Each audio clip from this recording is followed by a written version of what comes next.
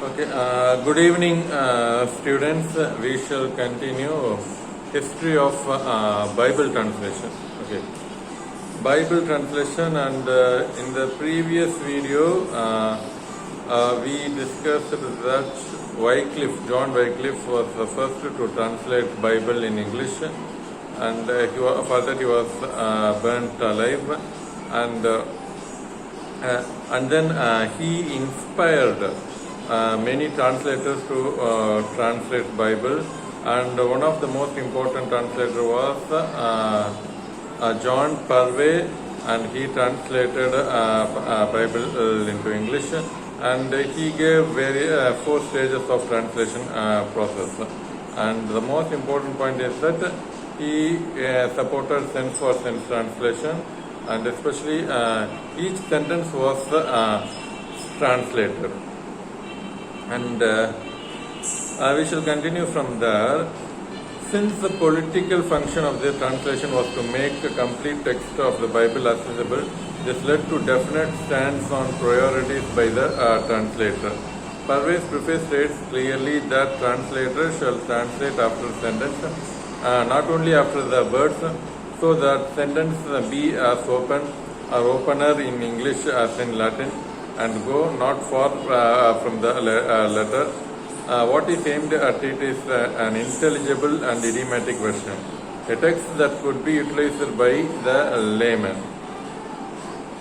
And so the most important political function is of the translator or the translation is let the Bible should reach all, especially laymen and common people. Okay. Let the Bible reach everyone. For that purpose, translation translators were given importance, and especially to translate Bible. And Purvey's preface to the Bible translation, and there he makes a clear statement that he translated sentence after sentence, not word after word, and so that sentence be opener and open and opener in English, and what kind of interpretation, what kind of feel, and especially having the feel, everything could be made only because of sentence translation, and word for word translation may mislead the reader, may mislead the common man. So for that purpose he made it sentence after sentence. And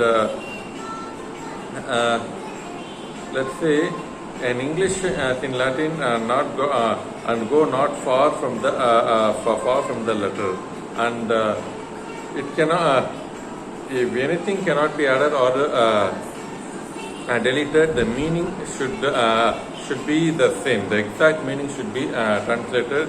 We cannot add anything or delete anything, and that is another point that Purvey makes in his translation. And what is aimed at as intelligible idiomatic version text that could be utilized by the layman. And layman, common people should also be able to read this Bible translation. And common people, see, generally speaking, Bible is difficult to understand, and that is a general idea here. But the translated version should not be like that, and the main purpose of translation is to that common people should be able to read. Okay, and so therefore simple words should be used, and so that is another point that Purvey says, and the extent of the importance may be measured by the fact that bulk of 150 copies of the Revised Bible were written even after prohibition. Purvey's translation was made into 150 copies, and we exactly do not know whether they used carbon copies or not, but there was not printing press. Okay, handwritten script. Okay, the translation were made using a pen and paper, and everything is written, and 150 copies were made by manuscript. Okay, by handwritten script. Because at the time there was no printing press, and especially Parvez translation was made 150 copies, and actually that is a revised version of John Wycliffe's translation. And of translation circulated without approval of Diocesan and Provincial Council in July 1408, and contained the chronicle lament that gospel PL is cast abroad and trodden under feet of swine, was certainly contradicted by widespread interest in the Wycliffe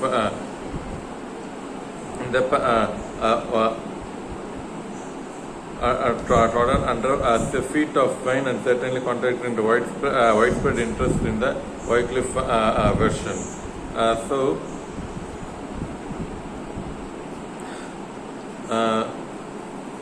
after they did not get prior permission, and 150 copies were distributed to common people without the government's approval, without king or diocese, churchman or clergyman, without anyone's approval. They simply distributed 150 copies to the people, and that was a landmark. And still English Bible version reached English people, and yes, the Bible is available in English also. We shall straight away read it, and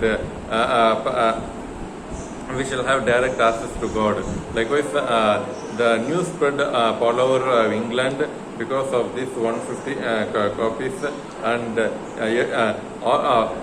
John Purvey's translation is an inspiration of John Wycliffe's translation. In the 16th century, and so this is the most important thing, that is John Wycliffe and Tyndale. John Wycliffe and Purvey. And so actually John Purvey was the disciple of John Wycliffe, and he both were the initiators or the pioneers of English Bible translation. And because of them only some common people, or even many common people, started to read Bible in English language itself. In the 16th century, the history of Bible translation acquired new dimension with the advent of printing.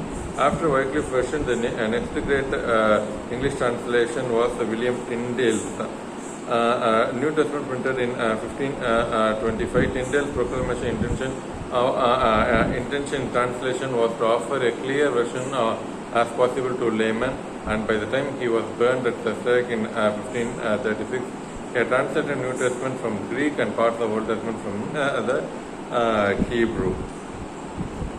And in the 16th century, that is 1500s, and in that century only printing press was invented, and that became landmark in the whole of book history as well as the literature also.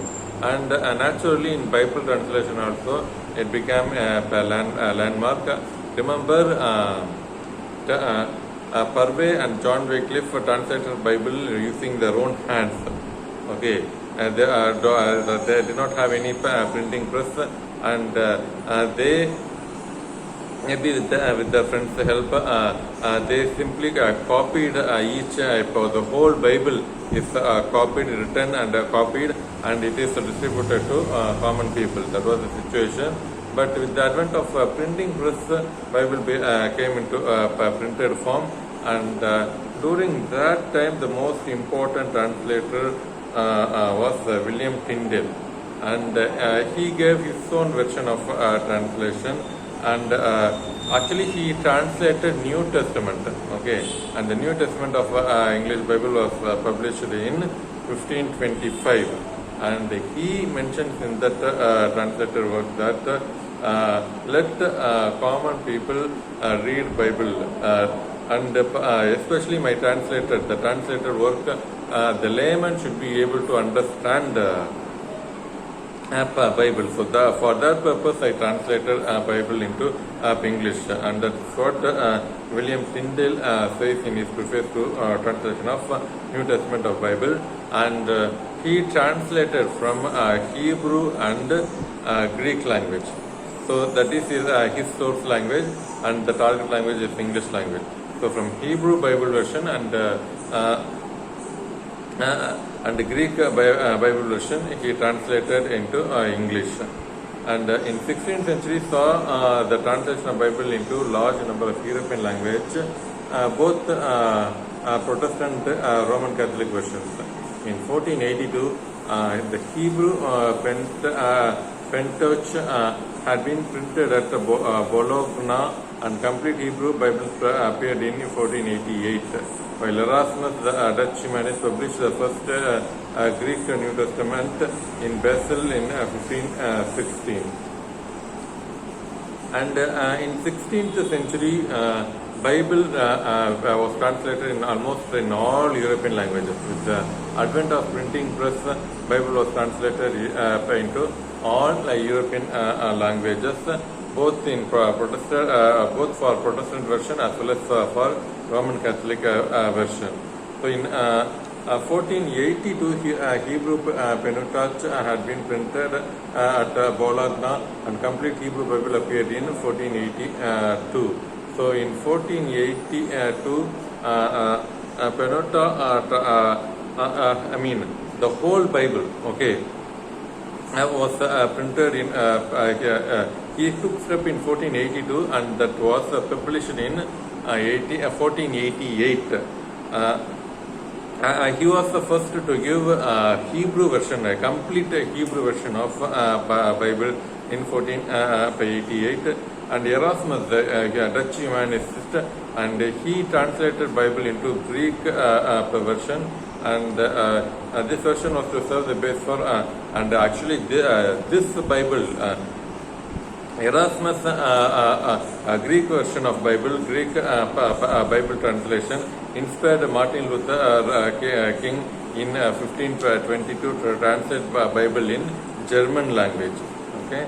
A translation of New Testament appeared in Danish in 1528, 1529, and again in 1550 in Swedish, 1526 to 41. Czech Bible appeared between 1578 to 93. Translation was revised version of exciting translation continued to appear in English, Dutch, German, and French. So in each and every year, Bible was translated in various languages, and an interesting aspect given in text is, see, Czech Bible appeared between 1579 to 93. Okay, almost 14 years they took to translate Bible. So why? Because it is a Bible translation, so each and every word and letter should be carefully translated with many scholars and with lots of effort and thinking they translated. So Swedish in 1526 to 41, it took again 15 years. And Martin Luther King translated Bible in 1522 in German language. So that is 16th century, almost Bible is translated in almost all the European languages. Okay, thank you.